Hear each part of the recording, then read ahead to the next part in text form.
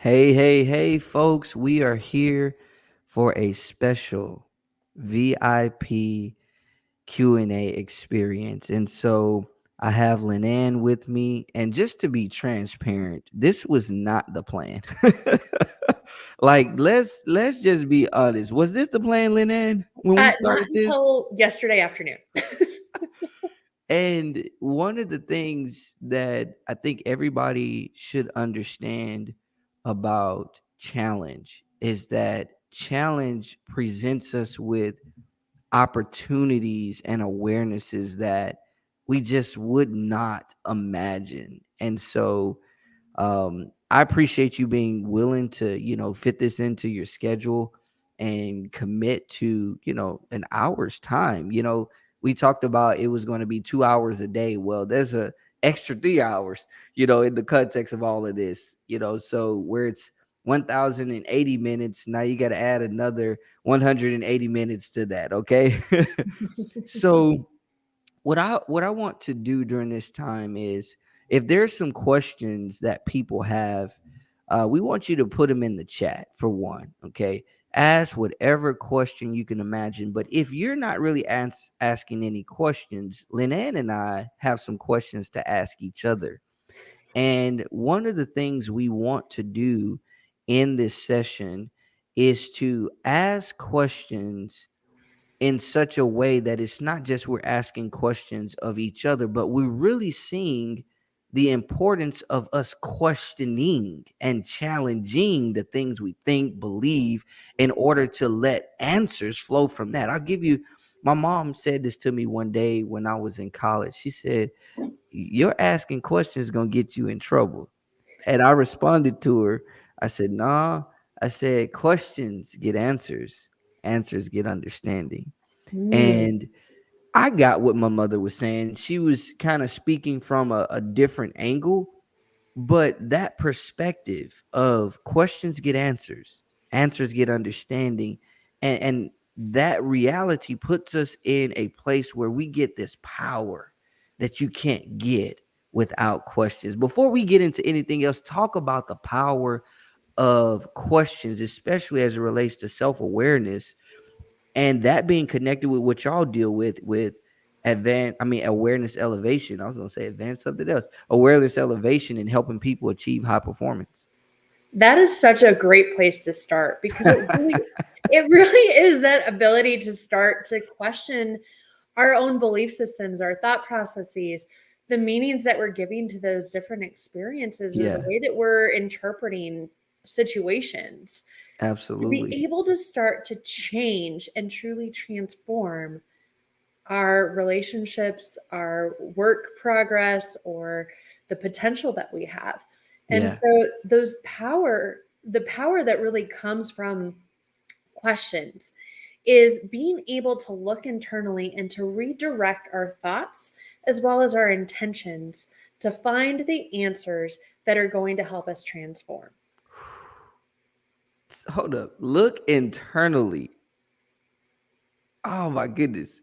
And then you said what? Transform or redirect our thoughts? So, yeah, the power of questions comes from being able to redirect our thoughts and our focus to be able to look for the things that are going to allow us to transform. So look internally, redirect our thoughts, because our thoughts are internal, and experience transformation. So essentially what you're telling me is questioning is challenging. Yes. Woo! So why do we need challenge? Why is challenge important, LynNann? Challenge in this regard is so important because it allows us to actually embrace the difficulties that will come with change.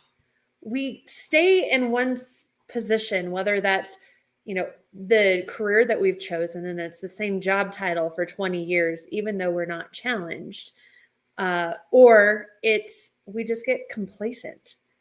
And Mm. instead of being in an area of growth where we're thriving, where we're excited, where we're challenged every day for something new, we become complacent and it just becomes more mundane. Mm, And when we were talking yesterday about the six basic human needs, one of those is variety. Well, challenge ties into the variety that we need, which helps us feel more fulfilled, which helps us feel alive.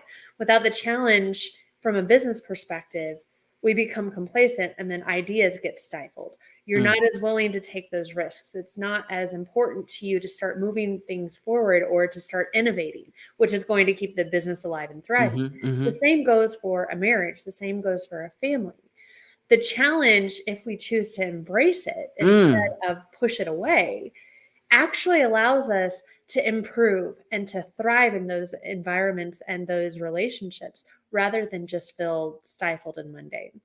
mm.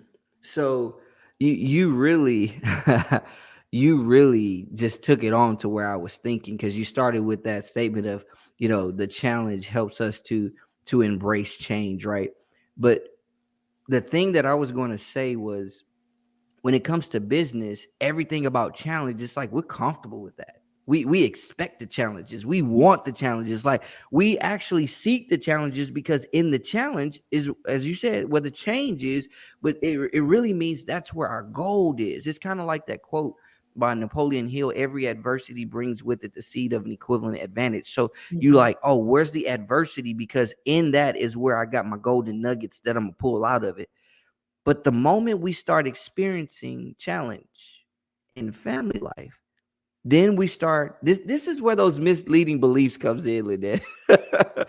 The moment we get to experiencing challenge in family life, we start saying, oh man, should I go with business over family? And then, the balance is not happening. It's simply because we don't know how they relate and see how this thing that's happening over here informs this thing that's happening over here, but really it came from over here.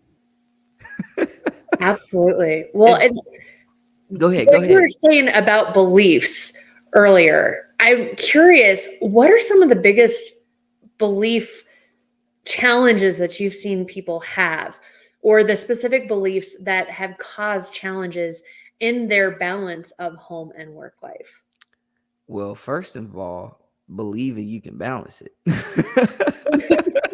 Like, you can't. Okay, so if I take a ball, right? I wish I had one sitting here. Usually we have something sitting around somewhere.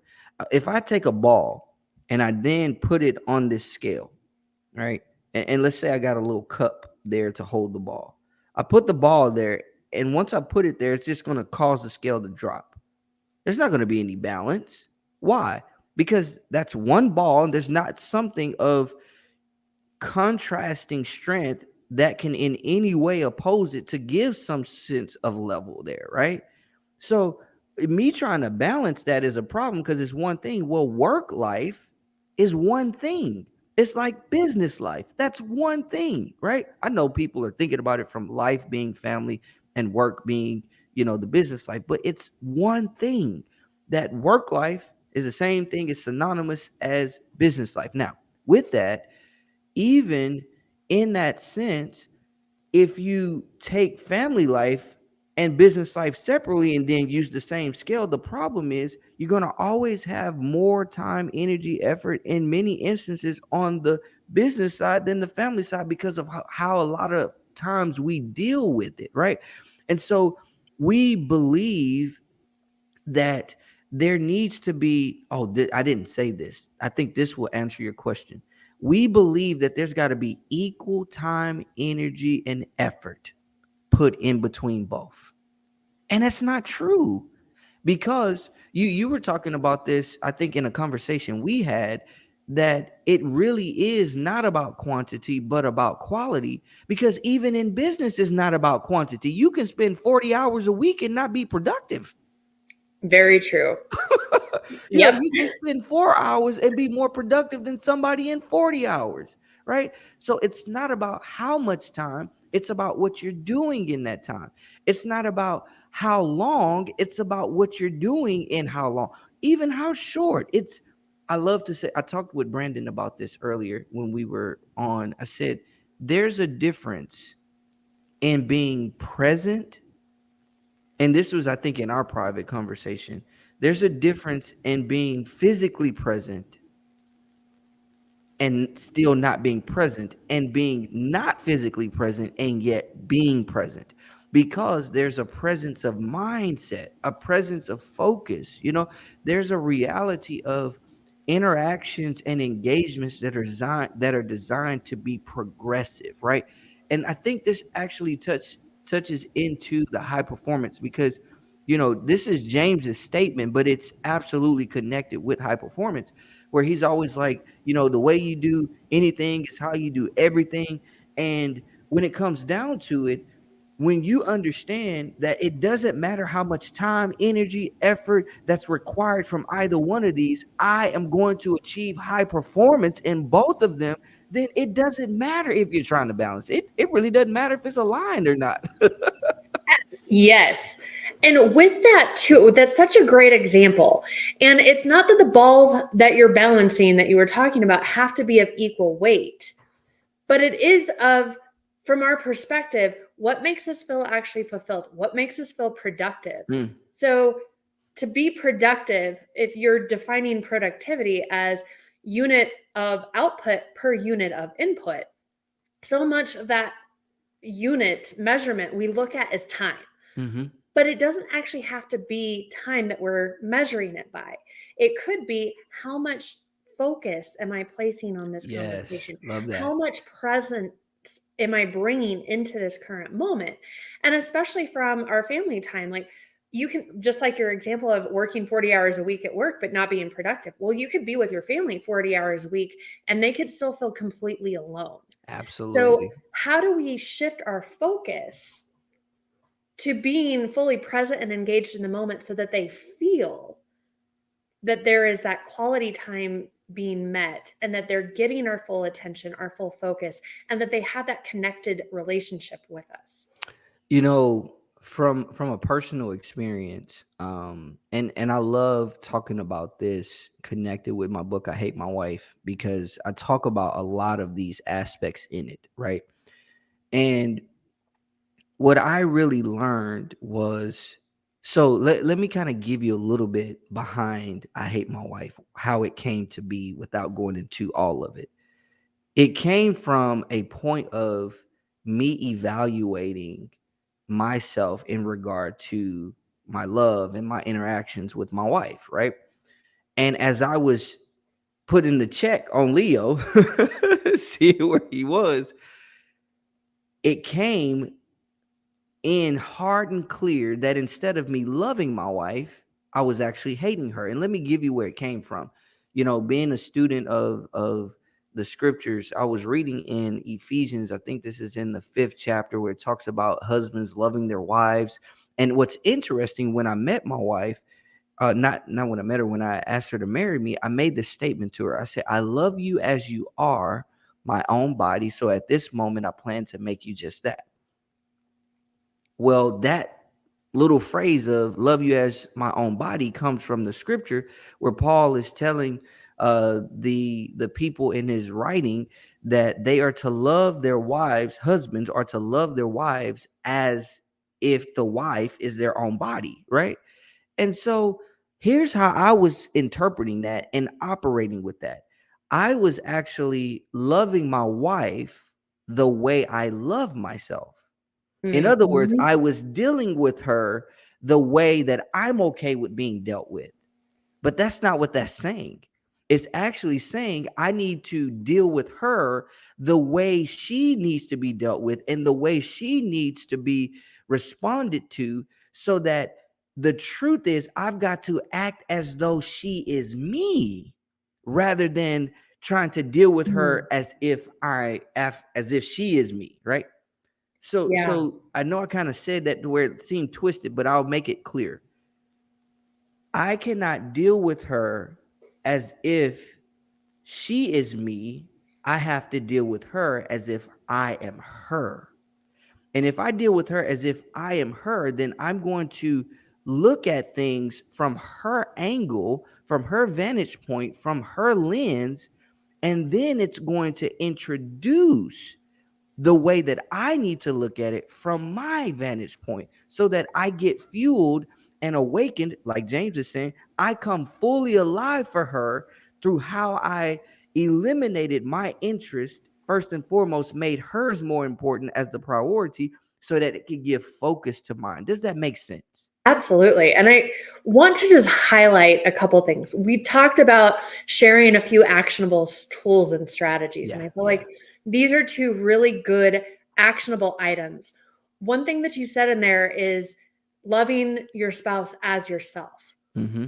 That first comes from being able to love ourselves. Mm, So, a reflection question that I often present to a lot of our clients is, what is one way or one thing that you can do or change to actually start to view yourself the way that God sees you, as mm, perfect, as lovable, as worthy? What is one belief that you need to change to be able to love yourself wholly? Because we can't love somebody else if we don't any more than what we love ourselves. mm. And then two is, you mentioned, how do you come fully alive for her? Yes. What is a way that we can become fully alive for that other person and identify how they're going to feel loved? Brandon had mentioned Good. this morning about love languages. And so one of those steps could be, do I know my spouse's or significant others or my children's love languages? Yeah. If I don't, how do I find that out? Take the Mm. quiz, review the book, go through Yeah. them together, Mm-hmm. and then prioritize those into your day, just like you would with any meetings at work. And so, something we can talk about either now or later is that benefit of time blocking. Go It's a ahead. tool that we use at I work all the want you to time, and talk about it. most of us live our lives by our calendar. Yeah, yeah. But how many people have time scheduled on their calendar Mm. for time with their kids or time with their spouse? Keep talking about that. I want to pull up a resource real quick, but keep talking about in the sense of what are some things. So let me take it a different direction. What are some things that you did to put on your calendar investment in resources and training for family focus? Yeah. Uh, Time blocking is huge. And so, first and foremost, doing an assessment of where you're really spending your time, Mm, not just by the number of hours or the number of minutes, but by the focused quality time that you're spending on different activities. Because you can be in the same room with somebody, but if you're on social media all night, you're really not spending time with them, even though your body is physically present. If your mind's not there, it doesn't matter. So, starting with a time assessment, which we actually have a free time assessment calculator that you can use on the Awareness Elevation website. So just yeah. www.awarenesselevation.com/time. And that will take you to that free assessment to start really determining where your point A is. The more clear that we can get on where our starting point is, Mm-hmm. and the more clarity that we can get on where we want to be, the easier it is to create that roadmap or that strategic plan of how to get there. Yeah, absolutely. So that was the first thing that I did, was really assess. I say that my priority is my partner, which I've changed that term as well. Instead of it being husband or boyfriend, it's partner, because that's my person who I partner with in every category, everything that we do, and how we approach each other and build each other up. And then second is, I started color coding my calendar. Mm, So I have different aspects of my business and different priorities across all areas of life that include the amount of time that I'm volunteering, that I'm doing educational things so that I can keep my mind fresh and I'm dedicated to that continual growth, as well as my business meetings. And then I have all of my personal time or my social time and relationship building time in purple. And if I start to look at that calendar, the reason I color code it is because it's a really easy visual snapshot of, okay, if I look at it on a weekly basis, how much I have light blue for business and then I have purple for personal or relationships. if I only have, 1 hour of personal time, I know my cup is going to get drained. I Mm, know I'm not spending enough time with those people. So then how do I start to adjust things that aren't 100% necessary that week to mm, be able to create the space so that I have the ability to prioritize the time with my family in the way that we, have all decided that it's necessary for all yeah, of us to feel fulfilled. And then two, going back, and my one of my priorities is being able to build in time, not just on the weekends, but in each and every day, whether that's maybe in the middle of the day if I've got late meetings in the evening, but being able to adjust and make sure that I have so many blocks of time in each category, at least on a weekly basis, if not on a daily basis. that is good, LynAnn. Like, that, it's pretty cool that mine kind of does that intentionally by different, selections that I can make. And just so you all know, if you're looking by YouTube, you can go down in the description and you can get a link to that time assessment that she spoke of. And if you're looking at it on the web page where you're actually observing, there's a link there as well. So pretty much where you're watching this, you can get a link to that. So go ahead and use that to access that free resource. I mean, when somebody makes something available to you in that type of manner, it's like, why not take advantage of it, right? And so let me show you this resource here. This was something that one of my clients told me about with regard to Grant Cardone. And look at that. Look at how that day looks. You got sleep here, you got kids, breakfast, drive to work, then you got these meetings, you got lunch, you got drive home, kids, honey time, and I'm not saying you need to do it this way. What I am saying is consistent with what LynAnn is saying is that this is a representation of intention that was put Mhm. into this thought process of one's time, right? Understanding that this is going to be valuable. And if you noticed, there was less time for family. And that often happens, but that's where so many people, to your point of people feeling like they're not balanced because it's not equal time.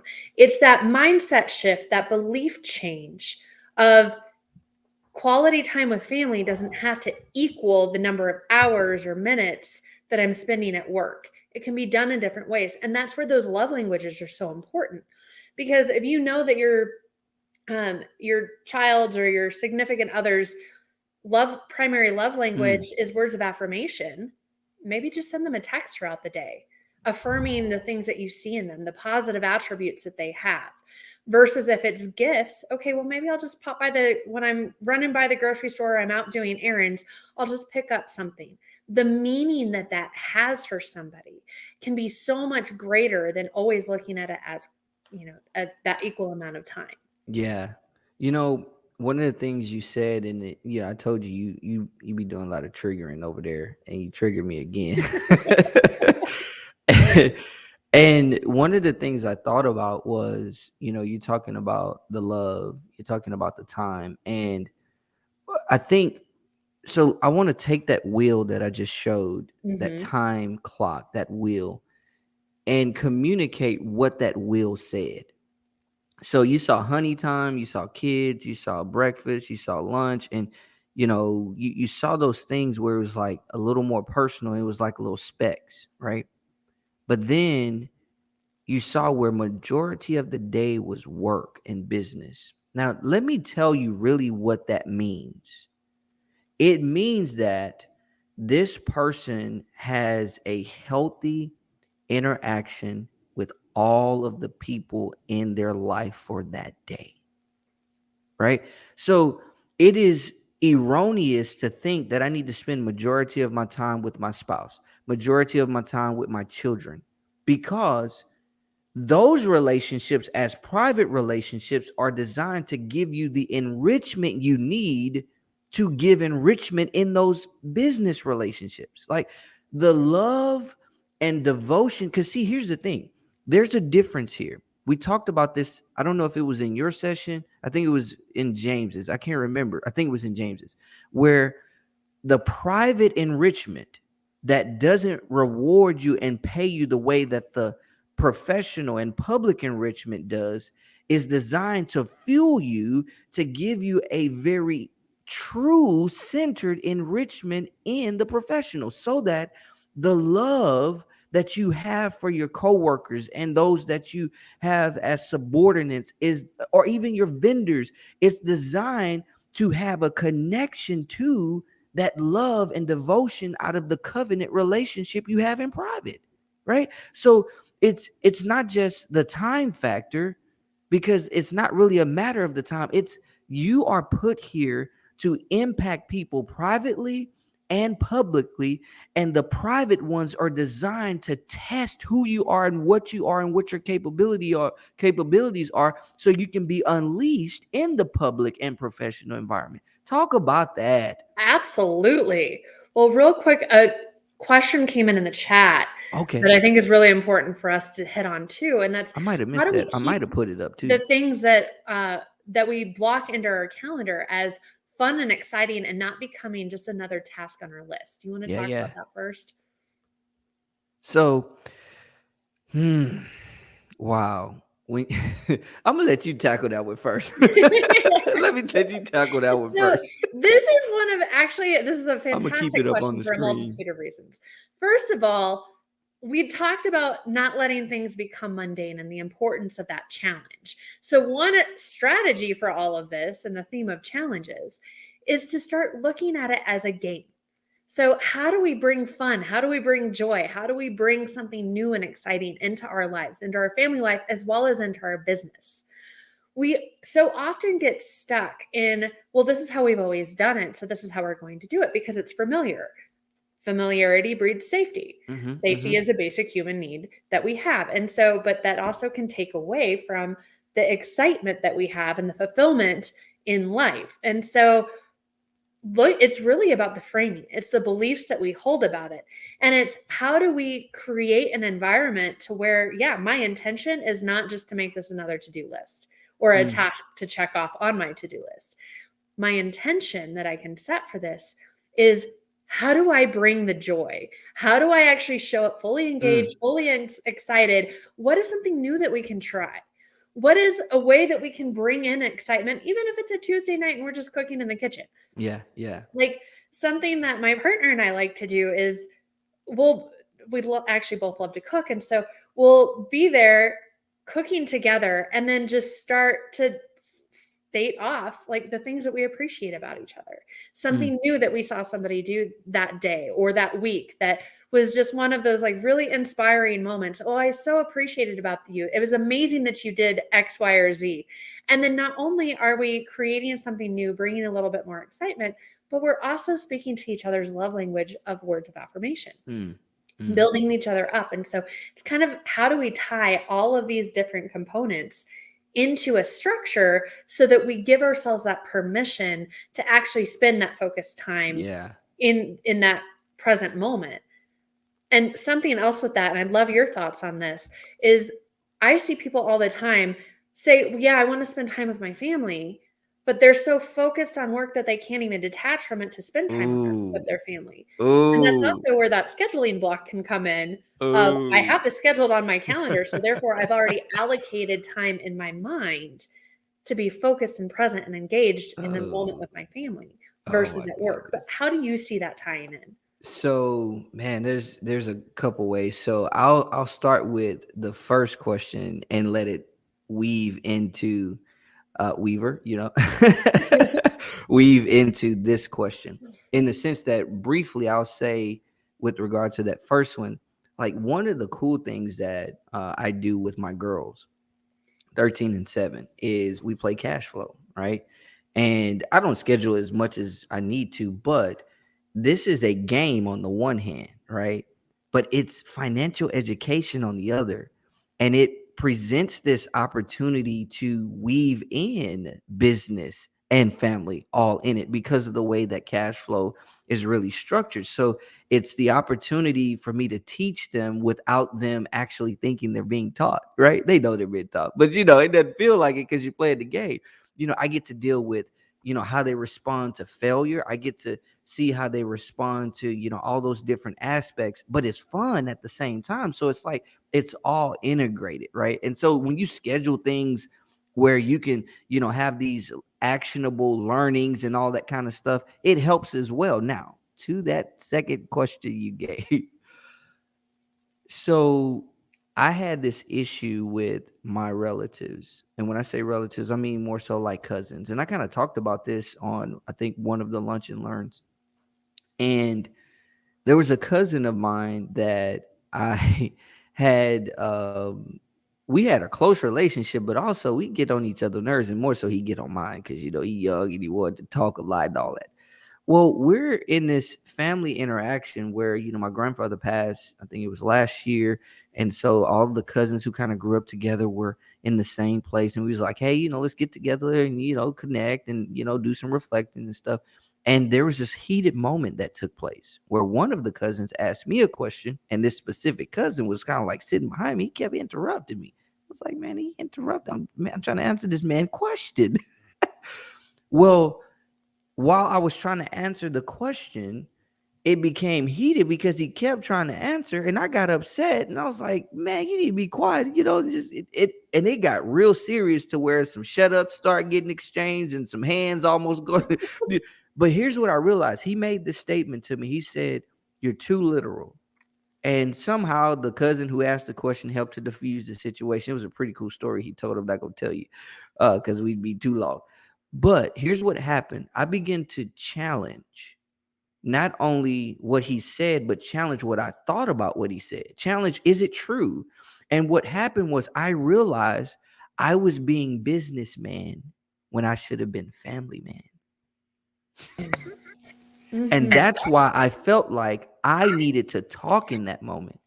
That's why I felt like I had to say something, that I had to finish answering the question rather than, just let people chime in and just be cool with it. Because that's what you're doing. You're in family. Yeah. I think that ties back to something James had said earlier as well, which really ties in the question of who are you? And who would you be if the world didn't tell you who you had to be? So in that moment, the who am I, which so many of us define ourselves as that career person, and the answer that most people give when you say, well, who are you? The first thing that they say is what their title is. What if you started to reframe the way that you just did, challenge yourself and say, who am I as a partner, as a parent, as a friend, as a cousin, as a nephew, as a son? Exactly. And so how do I show up as that best version of myself in that capacity? And it's so easy. And I see this, especially in women, there's a line that gets drawn in terms of you are expected to be the perfect princess in every single situation. You're expected to rock it in your career, but then, be kind of that alpha and dominant female in a position of power, at least. So as an executive, as a business owner, as anybody in a leadership position, but then you're still supposed to be soft and docile as the spouse, or more submissive, or all of these different roles. And so instead of conforming to societies or what we think society is telling us we should show up as, who do I want to be? And what beliefs do I need to hold about myself to be able to become that best version of me in every situation? Oh, so I thought about something that my wife and I share with our daughters in regard to everything you're saying. And that is, as it pertains to any accountability that we provide for them, anything related to their growth, their development, their training, it's four things, and that's it. It is do what's expected, when it's expected, with the right attitude, tell the truth. That's it. Do what's expected, when it's expected, with the right attitude, tell the truth. Why is that so vital and pivotal? Because it deals with you having an absolute understanding of what is your role, what's your contribution, what is it that you need to be given and anything else, leave it be. Right. So much. And so I took that same perspective into one of the companies that I was working with. It happened to be a small company. So it was one where you can kind of do some things where you created some of the strategies and the training opportunities. And we implemented that as one of the fundamental things that people thought with regard to how they pursued their work, their customer conversations, their engagements with their coworkers. And it was a game changer. Why? Because if you're out there on a sales call, you shouldn't be out there just having a beer. Why? That's not what you're there for. That's not what's expected. If you're out there to actually replace a system, if you're out there to troubleshoot an issue, like do what's expected, right? And if you do that, you're going to always be in the place where you can achieve the highest level of performance, results, interactions. The relationships can be healthy. Why? Because you're focused on really that which is identifying. And that's most important. Where am I getting this feedback from? Do you hear that feedback? No, I don't. Okay. It's probably on my side. Along those lines, too, how do you see perfectionism playing into this? Because you talked about expectations and doing Ooh. what's expected. So often, many of us place higher expectations on ourselves than we would ever put on anybody else. And that can actually damage our relationships because we're Mm. not meeting our own expectations, thinking that that expectation might be coming from somebody else. This goes back to what James talked about, letting go of ego, right? Mhm. And you know, the truth is I was a perfectionist, and that's why I hated my wife. Mm. And here's what happens when you operate in perfectionism, you're actually operating in the illusion of your identity rather than the intentionality of your identity, right? So my identity was at work, but it wasn't at work in the true aliveness. It wasn't at work in the context of the value that I really was supposed to bring to the relationship. It was more so that how I was operating was really based on what I got out of it rather than what I gave. And that's the issue with Mm. perfectionism. It focuses on yourself. It focuses on what you receive. And you go back to those 3 C's I talked about yesterday: the contribution, the compensation, and the consumption. You're in those categories of contribution, not contribution, compensation or consumption, where it's all about what you get out of it, whether it's recognition, rewards, or the things that satisfy you. The contribution positions you to have the fullness of experience with the rewards, with the recognition, with everything you get to enjoy. And so many people miss out on that.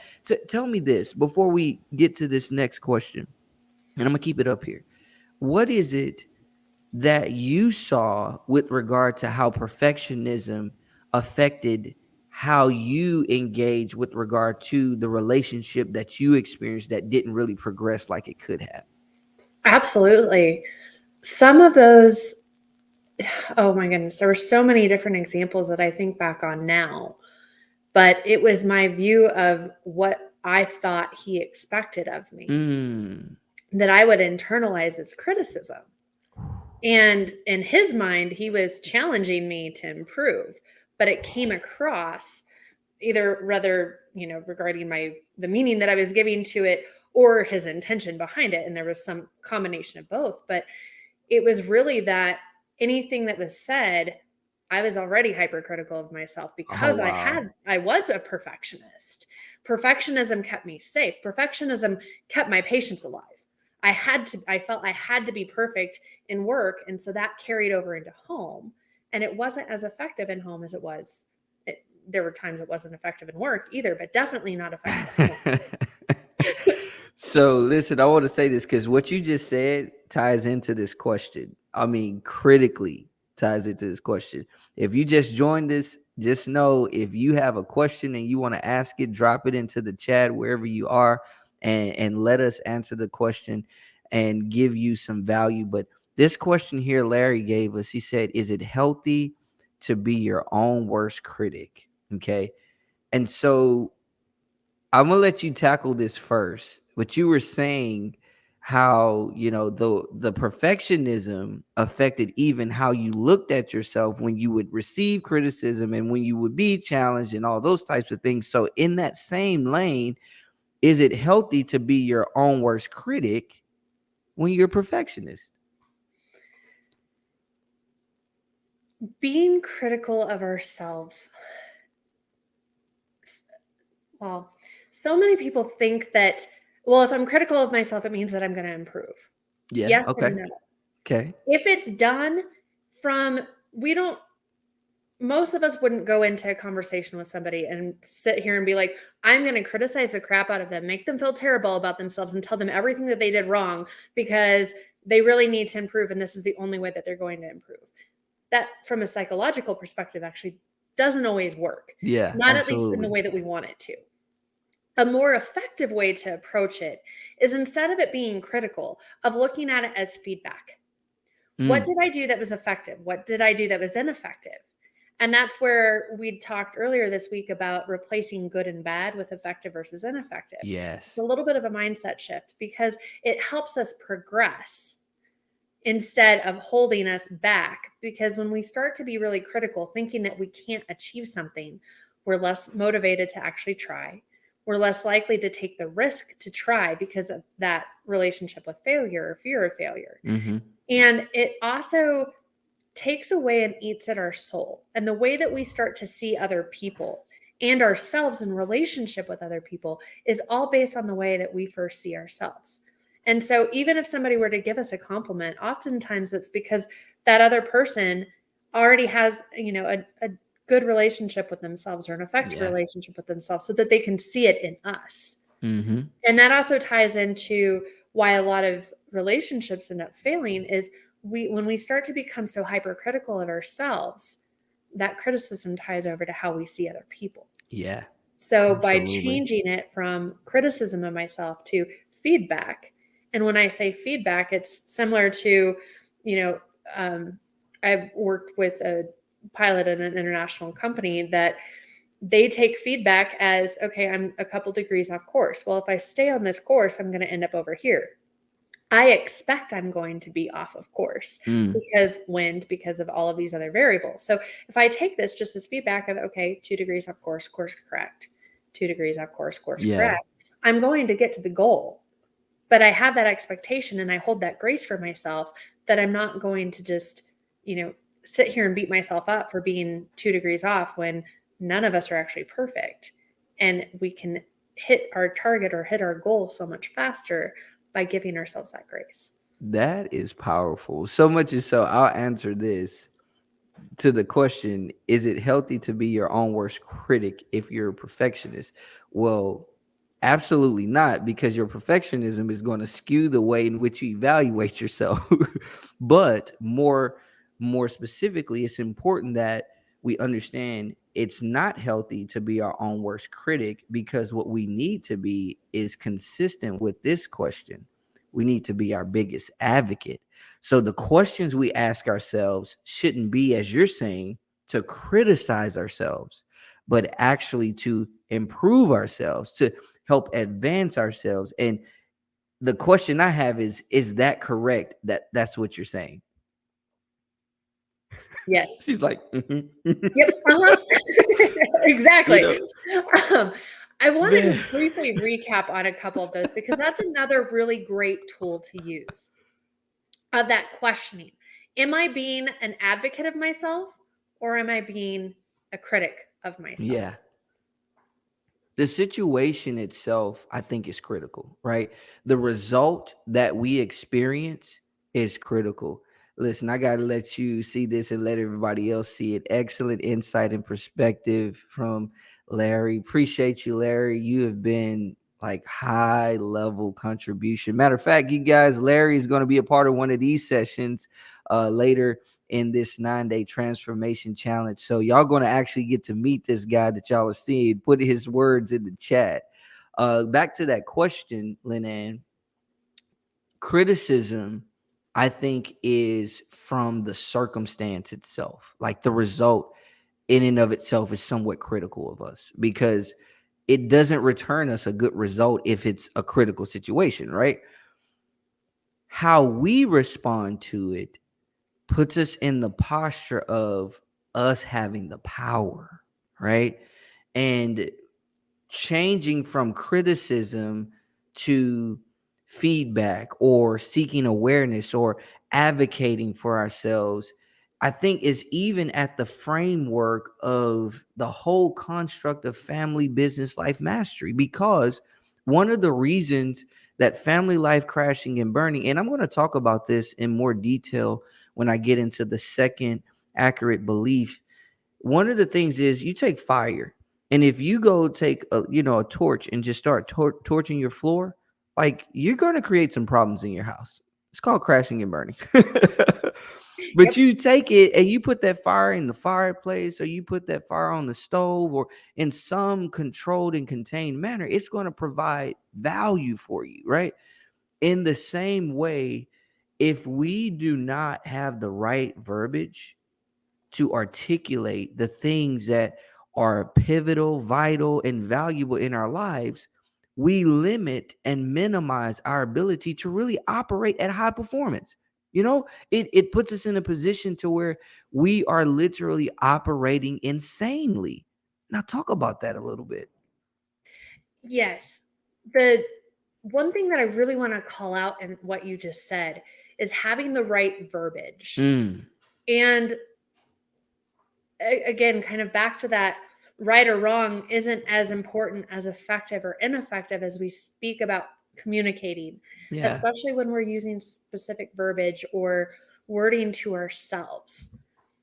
And tying in the way that we speak to ourselves also carries over into how we speak to other people. So if somebody were to come at us and be straight to the point and blunt because they saw us do something incorrect, well, if instead of coming at somebody and using verbs like you did, why Mm. didn't you, Ooh, and look at really that body making it language. pointed, that body language too, yeah, get in there, right? That's one of the things that they always tell you in public speaking: never do this from the stage. but, Yeah. but how many times does that happen? Of people come to have a conversation with you, but the verbiage that they use and the format that they use for speaking, it automatically sends our defenses up, as opposed to saying something from coming from that place of deeper listening or coming to understand something. So help me understand, what your thought process was behind X, Y, or Z Yeah. versus why did you do this, and making it accusatory. Man, see, one of the things that I really realized with my wife, and it was it was such a huge issue, because you know let me put this up here. This is just good. Exploratory versus accusatory. This was me, and I'm not talking about the exploratory either. I was absolutely accusatory, and here's what really shifted for me. When I came to understand that, like, my wife, she's a powerful communicator, but she's not the type of speaker or communicator like I am. Like, I'm a words guy. Like, I can give you hundreds of thousands of words probably in a matter of a couple of hours. Like, I can do that. She can't compete with that. It's not because she can't at all, but she can't do it in my pace, right? She's not me. She has a different temperament. She has a different assignment of life.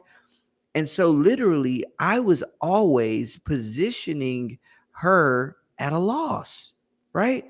Because I was literally not approaching it from a standpoint of concern and consideration, right? And so my verbiage had to change, especially when she told me, she said, it's not what you're saying as much as it's how you're saying it. And when I really got that, I started to see, watch this.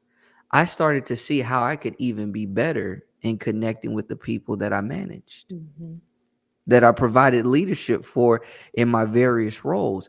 I started listening to them more. I started considering how they would engage. And I would argue this, that, and I want to kind of circle this back in. We talked about love as it pertains to, the love languages, but we didn't really talk about it in regard to business. I would argue that if we begin to look at how things really work in family life, especially in the marital relationship, like seeing the dynamics there, because that's a more sensitive area, right? If we can handle excellent and effective communication between that interaction and engagement, just imagine if we translated, moved it from over here into business and what we could get out of it, right? What are some things you begin to see about that? Absolutely. Just your engagement with your team, the way that you show up with your clients. If you know that, say for example, so for those anybody who is not aware or hasn't heard of the five love languages, they are quality time, words of affirmation, gifts, acts of service, and physical touch. Okay. And there are ways to bring those in to our relationships, of whether it's work or personal or professional relationships, and being able to utilize those to build people's trust in us, to have that connection, to treat them in a way that allows them to feel loved or respected or served Mm, in the way that resonates with them, is so, yeah. so critical and important in building your team culture and building your sales pipelines, and working with your clients or your patients, or working with your spouse and Yeah. loving them in the way that they need. Just like you were talking about earlier, of it's not treating my wife as I want to be treated, but it's Hmm. treating my wife as if I were treating her the way that she wanted to be treated, just as I want her to treat me as I want to be treated. Yeah, absolutely. The thing I thought about when you talked about those five love languages, and y'all, this is a great conversation, but we're getting ready to have to wrap it up because we got some other stuff to do too.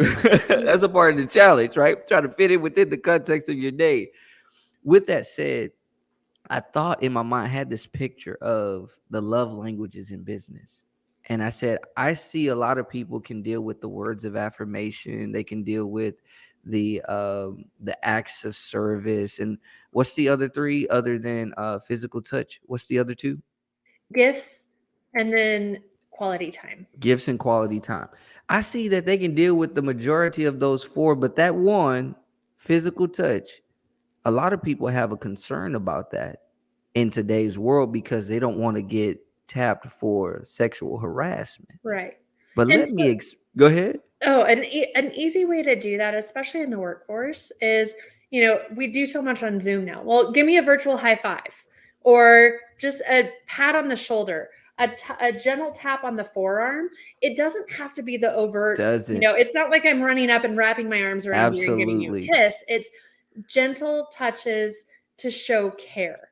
Absolutely. For example, one of the ways that physical touch can mean something also is, a person loves a good firm handshake. Hmm. Give them a good firm handshake. Hey, how's it going, man? How are you doing? Right? Or when you see your coworker who has that love language of physical touch really going through, you come by, and if hugs are cool, give them a hug, right? Or you say, look, hey, I know it's tough right now, it's going to be okay, right? Just put right there on the shoulder. You understand that you are connected. So ultimately, I think that what we're really alluding to in regard to this mastery of family life and business life and them being teammates is understanding how the things that work in one, the one we spend majority of our time in, really come from the other and are designed to be as effective there.